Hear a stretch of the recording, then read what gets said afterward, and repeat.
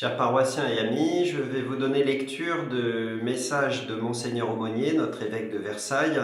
Il est daté du 3 mai de cette année, du dimanche du Bon Pasteur, mais il est disponible à partir d'aujourd'hui. Vous trouverez dans les commentaires, dans le descriptif de la vidéo et sur le site internet, les dispositions pratiques qu'il nous présente pour la période qui va de maintenant jusqu'à la Pentecôte.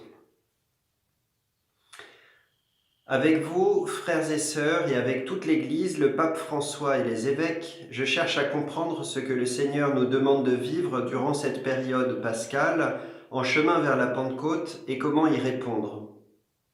Après ces longues et éprouvantes semaines de confinement, je veux vous dire ma fierté et ma reconnaissance. Je suis très admiratif et je rends grâce des trésors de créativité et de générosité que vous tous, fidèles, prêtres et diacres, avez déployés dans des conditions difficiles pour maintenir la vie paroissiale, soutenir les malades et les personnes seules, parer aux besoins des personnes en difficulté. Privés depuis des semaines de la célébration des sacrements, nous vivons dans la foi cette épreuve. Je vous invite à demeurer profondément unis comme une seule famille, à communier à l'amour de Dieu et à la charité du Christ, à invoquer l'Esprit Saint pour nous laisser transformer par lui. Soyons unis comme pierre vivante de l'édifice spirituel. L'Église n'est pas une association de groupes de pensée, mais un peuple que Dieu rassemble par son esprit d'amour et qu'il nourrit de sa parole et de ses sacrements. Notre foi n'est pas une gnose ou un système de philosophie ou de spiritualité désincarnée. Que dit aujourd'hui l'Esprit aux 7 églises, c'est-à-dire à toute l'Église?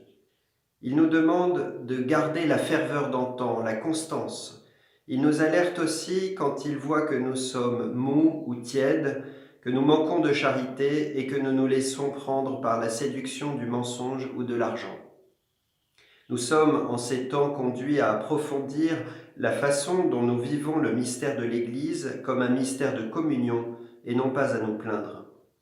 La communion n'est pas seulement un accord sur la foi, mais un échange, une écoute, une capacité à recevoir, la conscience d'être membre d'un même corps où chacun ne peut vivre séparément ou en concurrence, mais prend part aux joies et aux épreuves des uns et des autres. Nous l'avons expérimenté pendant ce temps de confinement durant lequel, Dieu merci, les obsèques ont pu être célébrées, bien que dans une très stricte intimité. L'accueil des familles en deuil nous fait participer à leur immense souffrance, nous les portons dans la prière et nous devons leur manifester notre compassion. L'annonce de l'Évangile aux obsèques permet à Dieu lui-même de rejoindre la douleur des familles. Et quand le prêtre célèbre la messe, il annonce la résurrection et fait participer vraiment au sacrifice du Christ ceux et celles qui sont dans la peine et attendent le rappel de l'espérance chrétienne.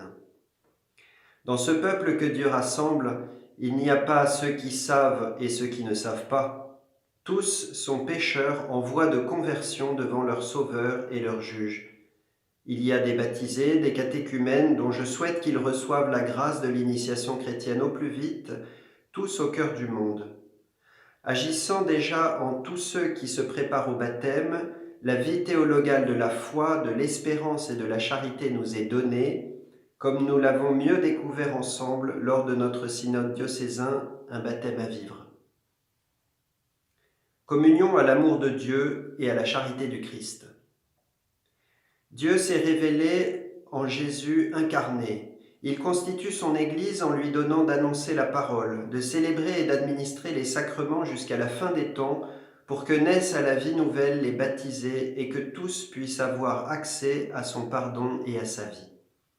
Imaginer une Église purement spirituelle n'est pas fidèle à ce que le Seigneur a institué pour nous, pour toujours. Il est évident qu'une Église sans sacrement n'est pas l'Église que veut Jésus. Les moyens de communication, les vidéoconférences, les rendez-vous téléphoniques sont des instruments précieux. Ils ne peuvent cependant remplacer la rencontre humaine, interpersonnelle et communautaire fraternelle, à commencer par celle de l'Eucharistie dominicale.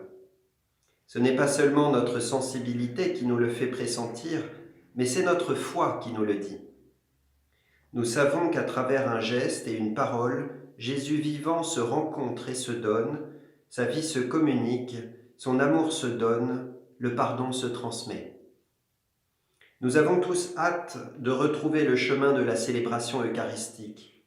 Et comment ne pas comprendre et ne pas partager le désir de communier sacramentellement dès que cela sera possible sans mettre en danger quiconque? C'est pourquoi la privation de la célébration eucharistique est une épreuve considérable qu'il faudra traverser encore quelque temps, comme si notre désir de communion eucharistique et notre foi en l'Eucharistie avaient besoin d'être purifiés et émondés. Comment alors nous préparer au jour où nous pourrons, comme saint Louis, faire notre Pâque en nous situant comme des pécheurs et non comme consommateurs exigeants? Je nous invite à découvrir, à redécouvrir l'adoration eucharistique. L'adoration consiste à aimer Dieu infiniment aimable et à communier en parole et en pensée et en acte à son amour pour tous les hommes avec Jésus crucifié. Elle nous aide à ne jamais oublier quel sang nous a rachetés et à communier à la charité du Christ. C'est donc le plus bel acte d'amour que l'homme puisse accomplir avec la grâce de Dieu, et c'est un début de la réalisation de notre vocation. Par la visite au Saint-Sacrement, présent au tabernacle dans la réserve eucharistique et souvent exposé dans les églises, chacun peut entrer librement et prendre le temps d'adorer. De même, je vous invite en venant à l'église à profiter de la possibilité de vous confesser ou de prendre le temps d'un échange spirituel, là aussi dans le respect des précautions voulues. Adorer, recevoir le pardon, c'est communier et vivre de la charité du Christ. Or, la charité est le cœur du mystère de Dieu révélé en Jésus. Elle est le cœur de la vie de l'Église, animée par l'esprit de Pentecôte. Elle se vérifie et suscite en nous une charité concrète envers les pauvres, le partage des biens et l'accueil de la sainteté de Dieu qui sont indissociables et font partie de notre ADN. Dans la période que nous vivons, la communion authentique de la charité et de la foi se vérifiera dans notre capacité à tenir une pratique commune, à nous aider localement entre fidèles laïcs, religieux et ministres ordonnés, à la tenir avec autant de pédagogie que de clarté, en faisant nôtre le bien de tous. Invoquons l'Esprit Saint en accueillant l'aujourd'hui de Dieu. Une conviction m'habite alors que nous sommes encore confinés et que se profile le déconfinement. Nous avons vécu et nous vivons encore une expérience unique, douloureuse, déstabilisante, éprouvante. Comme toute épreuve, elle vient vérifier la qualité de notre foi. Elle peut être une occasion favorable pour saisir comment Dieu parle dans l'inattendu, comme l'Annonciation nous le démontre. Tout temps, en effet, est le temps de la grâce donnée. Vivons-le comme tel. Accueillons-le comme l'aujourd'hui de Dieu. Il y a une extrême urgence spirituelle à vivre cet aujourd'hui de Dieu. Pour cela, il nous faut saisir le moment sans se laisser emporter par le fleuve et nous tenir fermes pour guider notre barque, quand bien même nous ne maîtrisons ni le courant ni le débit d'eau. Ne faisons pas l'économie de ce comportement des contemplatifs dans l'action que nous souhaitons être et qu'il nous faut être. Ne retombons pas dans l'agitation, le volontarisme de l'organisation à tout crin ou dans la préoccupation de faire à tout prix. Ne nous laissons pas prendre enfin par l'imaginaire du post-confinement. Demandons de le recevoir demain dans la confiance, alors que nous sommes aujourd'hui sans visibilité, de le recevoir non comme un drame, mais comme une chance. Car une chose demeure et ne change pas. Par sa parole vivante, écoutée en Église, le Seigneur nous redit sans cesse l'Évangile, l'amour du Père qui éclaire notre présent. Il nous assiste de son esprit que je vous invite à invoquer ensemble, unis dans une neuvaine, du 22 au 30 mai, en récitant par exemple quotidiennement la prière du Veni Creator, avec une intention spéciale pour les futurs baptisés et confirmés, les fiancés et les futurs prêtres.